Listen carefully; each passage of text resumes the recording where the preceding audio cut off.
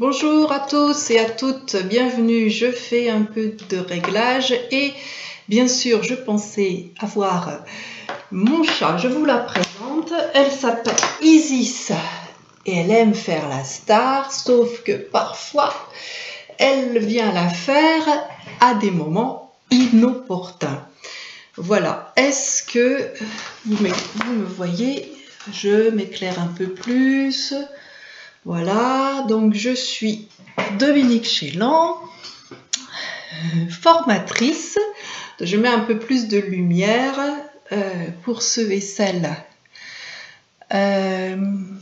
qui...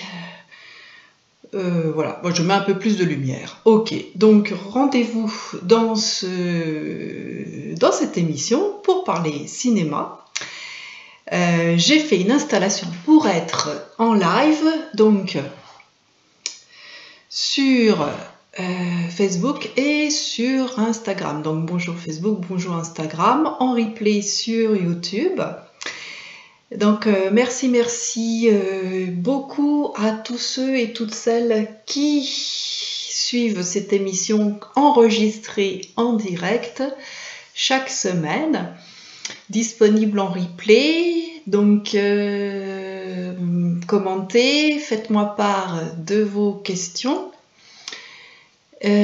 pour que je puisse avoir des idées, des retours, parce que c'est important lorsque je suis formatrice. Et j'ai demandé à mes étudiants, mes stagiaires, de me faire des retours, parce que c'est important d'avoir des retours pour savoir comment se passe la formation, comment ça se passe du point de vue des stagiaires. C'est vrai que c'est quelque chose que nous oublions un peu.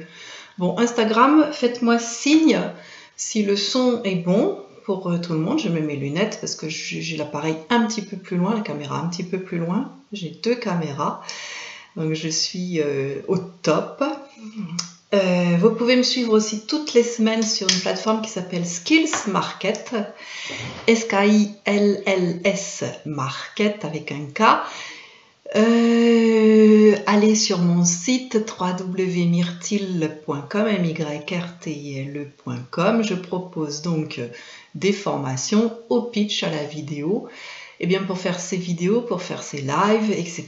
Et chaque semaine, ce que je me propose et ce que j'aime partager, c'est parler cinéma. Voilà, donc nous y sommes. Les artistes,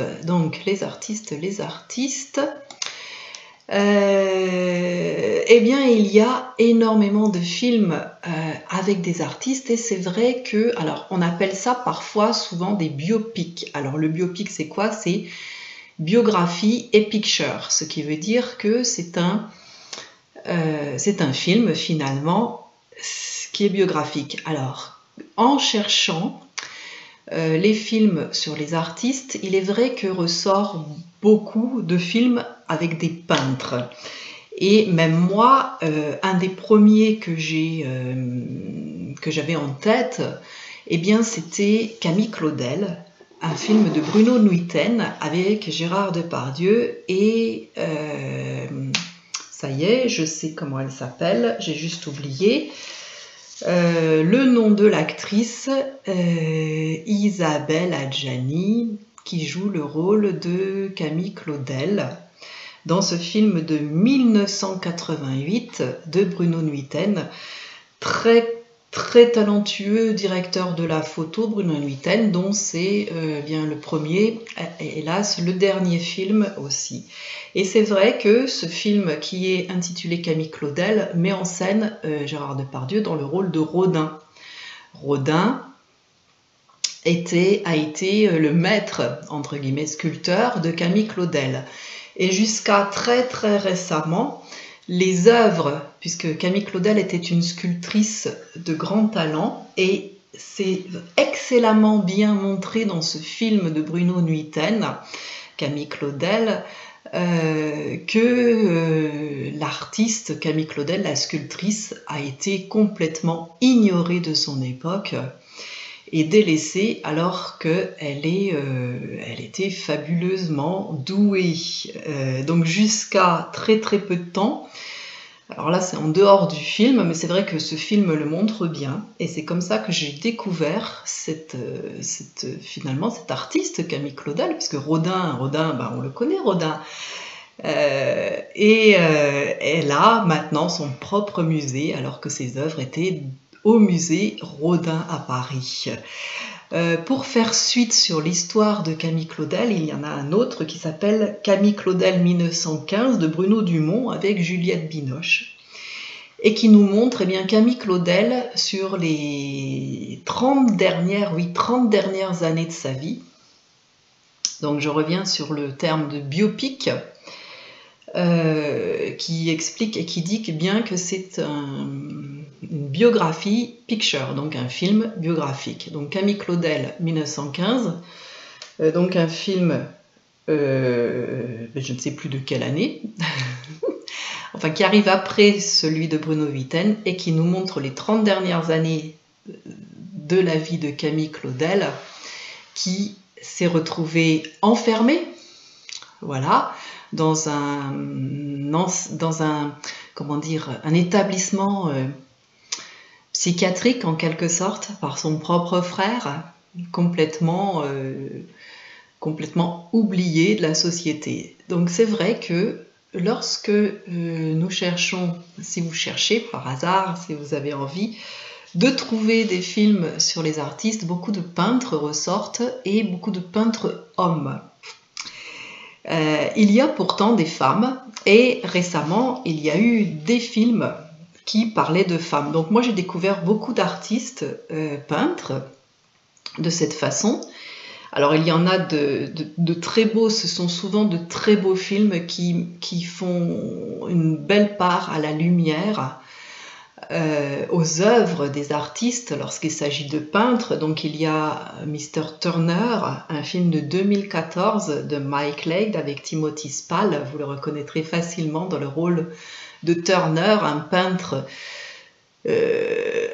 anglais qui avait une double vie finalement. Donc c'est aussi ça qui est intéressant dans ces biopics, c'est de connaître derrière l'œuvre de l'artiste un petit bout de sa vie. Ça peut être un épisode. Alors, à savoir que à chaque fois, ce sont des interprétations, bien sûr. Ok, je vérifiais juste que cela fonctionnait. Donc, ce sont juste des artistes, ce sont des adaptations. Donc, il y a, des adaptations qui sont plus ou moins libres par rapport à d'autres.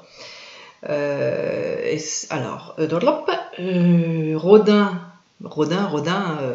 fait vraiment, se retrouve même sans avoir son propre film. Il apparaît souvent dans des histoires. Il y a, je pense, à un film de Woody Allen qui est Minuit à Paris et qui met en scène beaucoup d'artistes du début du siècle, du début du XXe siècle, donc il y a 100 ans, par exemple. Dans le désordre, je vous les cite parce qu'il y en a un gros paquet. Je voudrais terminer sur un film qui parle d'un réalisateur avec beaucoup de tendresse et beaucoup de poésie.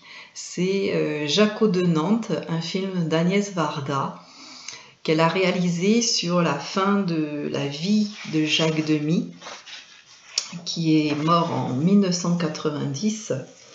Et Jaco de Nantes, donc je cherche, oui, ça a été tourné l'année de sa mort, voilà. Pour en citer d'autres, donc en vrac, il y a Cézanne et moi, un film de Daniel Thompson en 2016, avec deux Guillaume Canet et Guillaume Gallienne. Et de la même façon, j'ai découvert moi aussi que donc Cézanne et moi, le et moi c'est Zola. Zola et Cézanne étaient très très amis. C'est ce qui se retrouve dans ce film de Daniel Thompson que je vous invite à visionner pour de beaux moments. Alors très souvent, ces films font la part belle aux costumes, ce qu'on appelle les costumes au cinéma, puisque cela se passe vraiment il y a un siècle, voire 2 siècles. Donc au-delà de 40 ans par rapport à la date d'aujourd'hui, c'est considéré comme historique puisqu'il y a vraiment des recherches de costumes, de décors, d'accessoires. Voilà ce qu'on appelle au cinéma costume, décor, accessoires. C'est différent du costume 3 pièces, c'est vraiment l'habit que l'on porte pour coller à l'époque. Alors il y a un Renoir, donc il y a eu un Rodin en 2017 de Jacques Doyon avec Vincent Lindon. Il y a eu un Renoir en 2013 de Gilles Bourdos avec Michel Bouquet et Christa Terré. Il y a eu Gauguin. Donc les peintres français sont très à l'honneur et ce sont souvent de beaux moments de poésie, ces films, aussi reposants qu'une séance de méditation. Alors à savoir que déjà un écran c'est hypnotique, donc vous mettez, alors c'est peut-être pour ça que certains disent moi je m'endors, alors si vous endormez c'est que vous avez besoin de dormir, donc allez vous coucher. Évitez de regarder un film, surtout lorsqu'il est magnifique. Lorsqu'il parle de peintre et qu'il nous montre des lumières, des paysages, des peintures exceptionnelles. Alors il y a un Gauguin, le titre du film c'est Gauguin, souvent Gauguin, Renoir, Rodin, Cézanne et moi, Monsieur Turner. Donc Gauguin en 2017, il y a eu récemment comme une espèce de prolifération sur les artistes. D'Édouard Deluc avec Vincent Cassel, et ça nous montre une période assez particulière, c'est-à-dire les débuts de Gauguin lorsqu'il se retrouve à Tahiti. Vincent Cassel en artiste maudit entre guillemets correspond tout à fait. Nous avons un Van Gogh de Maurice Pialat en 1991 avec Jacques Dutronc. Il y en a eu un autre américain, il me semble. Et il y a eu aussi quand même, et il y a quand même aussi des films sur d'autres artistes que des peintres, même si les peintres sont vraiment à l'honneur. C'est Gainsbourg par exemple, Une vie héroïque je crois, sous-titré, et l'acteur Eric Elsmonino, je crois que j'ai bien prononcé, eh bien, campe un Gainsbourg exceptionnel. Et de la même façon, dans ce biopic, j'ai découvert un Serge Gainsbourg. Peut-être, il y a l'histoire derrière l'histoire. Donc je pense aussi à ces films avec Dalida, avec Claude François, Jérémy Régnier, de la même façon campe un Claude François exceptionnel, Dalida l'actrice est aussi exceptionnelle, donc c'est l'occasion de découvrir certaines parties de leur vie à ces artistes. Donc artiste, est-ce que je définis peintre, musicien, romancier, réalisateur? Est-ce que par exemple un grand couturier peut être considéré comme un artiste? Alors c'est là que tout, je mets des guillemets, c'est là que tout le côté définir un artiste entre en ligne de compte. Donc pour les uns, un grand couturier comme Yves Saint Laurent, je pense à Yves Saint Laurent, ou bien Coco Chanel, qui ont fait aussi l'objet de films, sont-ils des artistes? Moi je dis que nous le sommes tous des artistes. Effectivement, il y en a qui ont changé la donne dans leur domaine et qui ont apporté quelque chose de nouveau, quelque chose de beau. En tout cas, notre côté artiste, celui que nous avons tous en nous, c'est celui qui veut et qui apporte le beau. Voilà, dans ce que nous faisons. Nous pouvons être artistes, nous sommes artistes lorsque nous cuisinons, lorsque nous jardinons, par exemple. Alors j'arrive quand même aux femmes, je terminerai donc avec, comme je disais, avec Jaco de Nantes, sur lequel j'aimerais un peu plus m'attarder. il y a quand même des femmes et nous les découvrons, et même moi, j'ai découvert qu'il y avait des femmes artistes qui m'étaient complètement inconnues, et grâce aux fictions, ou en tout cas aux docu-fictions ou biopics, eh bien j'ai pu découvrir ces femmes artistes. Une des premières que j'ai beaucoup aimé ce film, c'est Séraphine, un film de Martin Provost en 2008, avec Yolande Moreau. Donc Séraphine, eh bien c'était il me semble une femme de chambre tout simplement, qui peignait quasiment toutes les nuits sur des planches en bois avec ce qu'elle avait. C'était comme une frénésie. Donc j'ai découvert cette artiste, et elle est aujourd'hui considérée comme une des précurseuses, je ne sais pas si ce mot existe, mais bon, il existe maintenant puisque je l'ai prononcé, du style naïf. De la même façon, je sais que, j'ai découvert aussi, et nous avons découvert une photographe, donc new-yorkaise, il me semble, qui était de la même façon, qui était une employée très banale, et à sa mort a été découvert un tas de photographies, et elle est considérée aujourd'hui, pareil, précurseuse comme femme photographe. Donc pas de film sur cette artiste, Séraphine. En revanche, donc le film de Martin Provost en 2008. Donc je disais Camille Claudel de 1915, donc c'est le titre du film, hein, pas la date du film 1915. Un film qui s'appelle Paula. De la même façon, voilà, j'ai découvert une autre artiste féminine, un film de 2016 de Christian Schofschau, à Carla Juni dans le rôle de Paula, qui était une femme peintre allemande, qui est devenue célèbre et qui est partie à Paris. Elle était l'épouse d'un peintre qui était déjà connu, les hommes avaient plus de notoriété que les femmes, et elle a voulu s'affranchir de son mari, et l'a-t-elle réussi? Donc c'est une peintre qui s'appelait Paula Becker.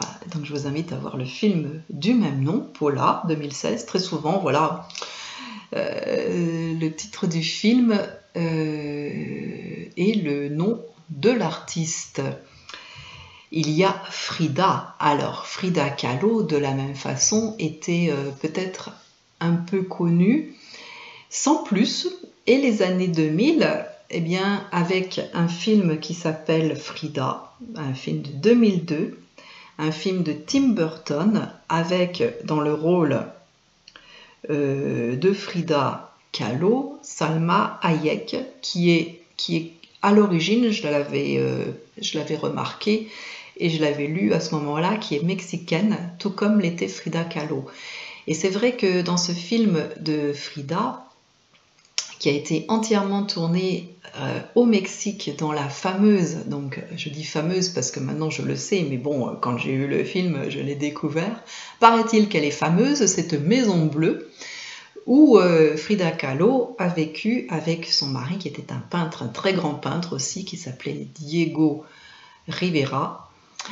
Il y a ce côté non reconnu de son vivant. C'est un petit peu le point commun pour ces femmes artistes qui vivaient dans l'ombre de leur mari. Donc Big Eyes, Frida en fait n'est pas un film de Tim Burton, j'ai sauté une ligne sur mon script. En fait, Frida est un film de Julie Taymor, et c'est Big Eyes, un film de Tim Burton qui lui va comme un gant et qui nous fait découvrir, donc Tim Burton avec Amy Adams et Christophe Waltz, dans ce film de Big Eyes, nous fait découvrir, donc avec son style inégalable, Tim Burton, une artiste de la même façon complètement ignorée, puisque son mari s'était accaparer sa gloire en faisant croire que c'était lui qui peignait alors que c'était sa femme qui vivait cachée pour peindre. Et sa caractéristique, c'était de faire des portraits de personnages qui avaient des yeux très gros. C'est d'où le titre Big Eyes, voilà. Et donc une imposture révélée grâce à ce film. En tout cas, moi, je fais beaucoup de découvertes grâce au film et j'adore ça. Ensuite, alors, il y a les peintres. Donc là, on est sur quelque chose de plus récent avec Big Eyes, puisque c'est deuxième moitié du XXe siècle.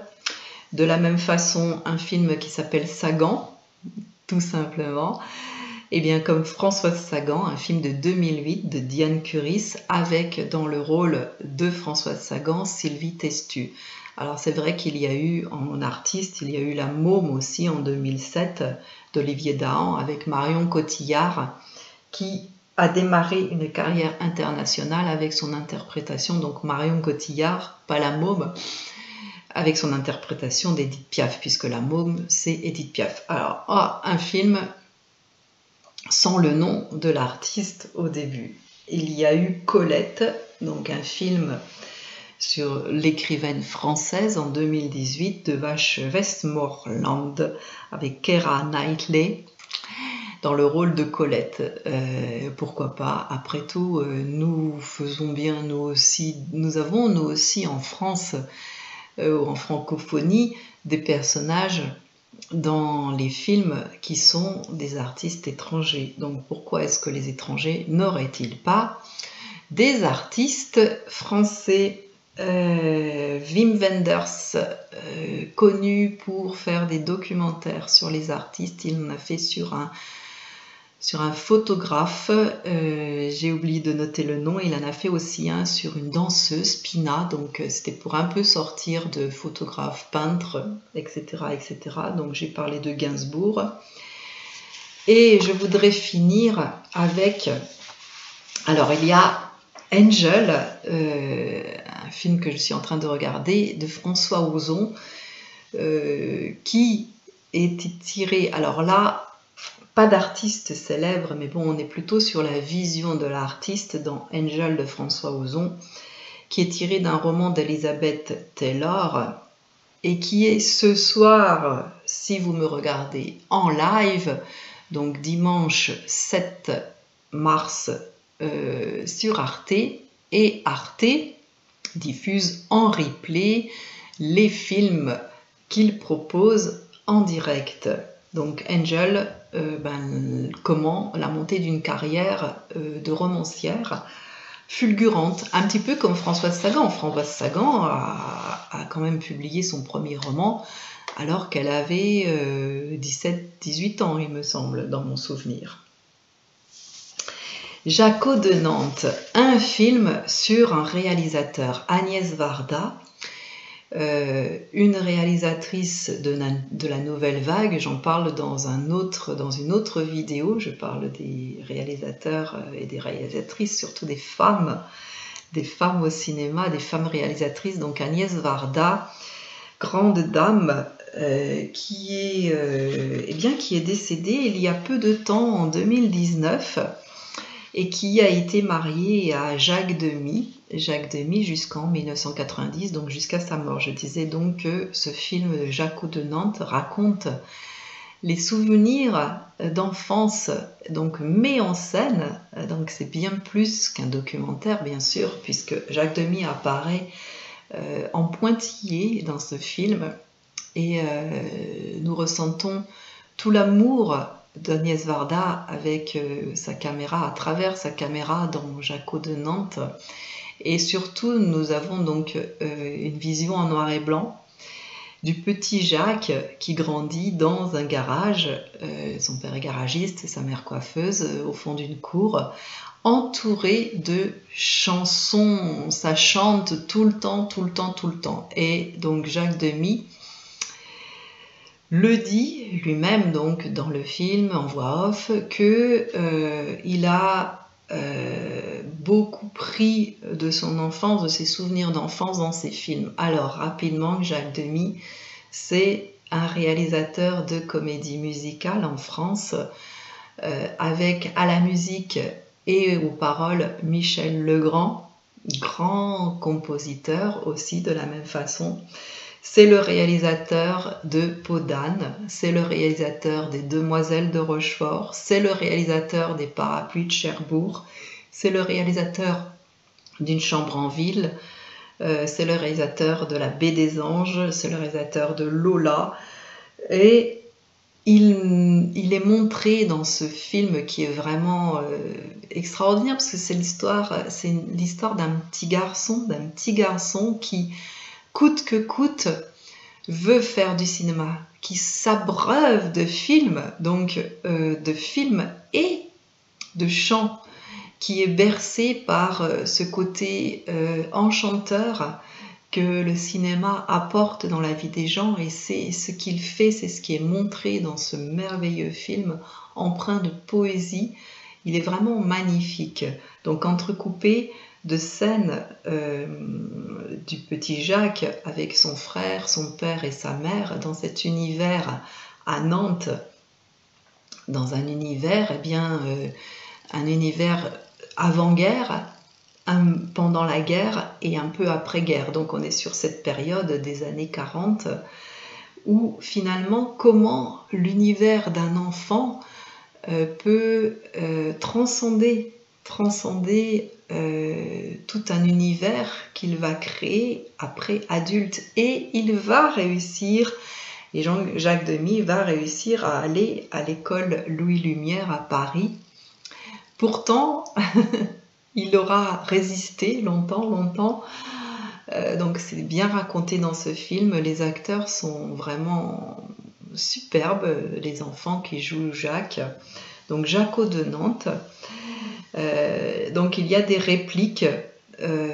Alors est-ce que c'est bien là où est le vrai et où est le faux? Donc dans Jaco de Nantes, nous avons en juxtaposition dans le montage du film des extraits des films de Jacques Demy qui nous montrent et qui nous donnent à entendre certaines répliques qui viendraient de son enfance.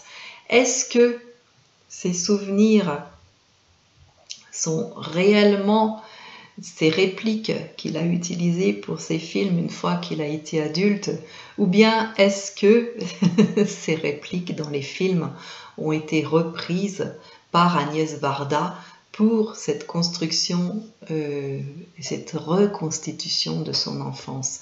À savoir que plus de 70% de nos souvenirs sont inventés. Aujourd'hui, les neurosciences font des progrès considérables, et c'est vrai que nous savons ces choses-là. Nous savons que nous reconstituons, notre cerveau est extrêmement bien fait, et à partir de quelques petits éléments connus, il reconstitue tout le reste. Donc, il dit lui-même, il a eu une enfance heureuse. Donc, vous aurez une cousine qui aimait aller au casino, qui se retrouve être un personnage de La Baie des Anges, joué par Jeanne Moreau, une chanteuse dans un restaurant qui se retrouve le personnage de Lola, Catherine Deneuve qui a joué dans au moins 2 à 3 films de Jacques Demy, Parapluies de Cherbourg, Demoiselles de Rochefort, a un rôle de coiffeuse comme l'était sa mère.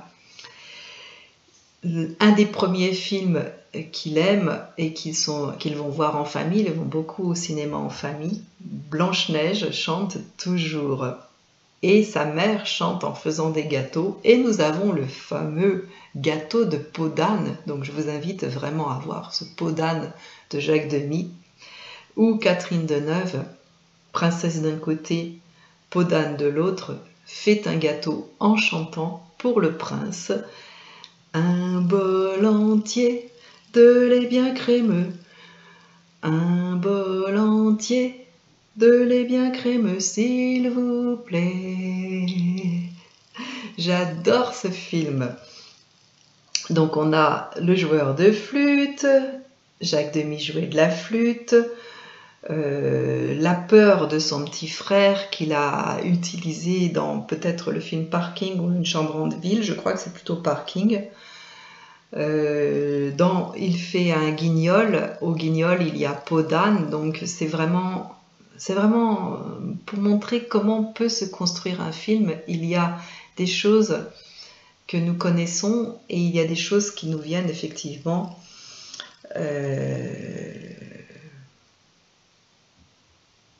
eh bien, de notre vie, tout simplement, de notre vie et puis de nos souvenirs. Donc il a été baigné, Jacques Demy, c'est ce qui est montré dans ce film, par des films comme Gilda, Le port de l'angoisse, Les visiteurs du soir, Les enfants du paradis, et peut-être aussi aurait-il réussi à aller contre l'avis de son père, faire une école de cinéma, lors de sa rencontre avec un réalisateur qui est venu présenter un de ses films et qui s'appelait Christian Jacques. Donc, encourager un artiste, ou en tout cas, quelle que soit la profession, mais je reste dans ce thème d'artiste, si vous êtes artiste, encouragez les jeunes qui veulent être artistes, défendez-les. Artiste, eh bien c'est bien plus qu'un hobby, qu'une passion. C'est fini l'artiste maudit du 19e siècle. C'est fini la place obscure de la femme cachée derrière son mari et oubliée. Tout ça, maintenant, ça devient quelque chose qu'il est possible de faire. Donc, faisons-le. Je vous remercie infiniment tous et toutes pour cette attention à cette vidéo.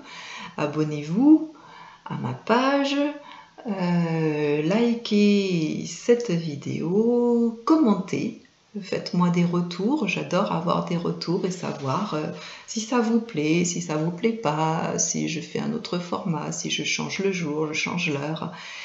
Et puis, mettez-moi des pouces, mettez-moi des cœurs. Je sais qu'il y en a qui savent faire les cœurs et moi, je ne sais pas trop faire les cœurs avec les doigts.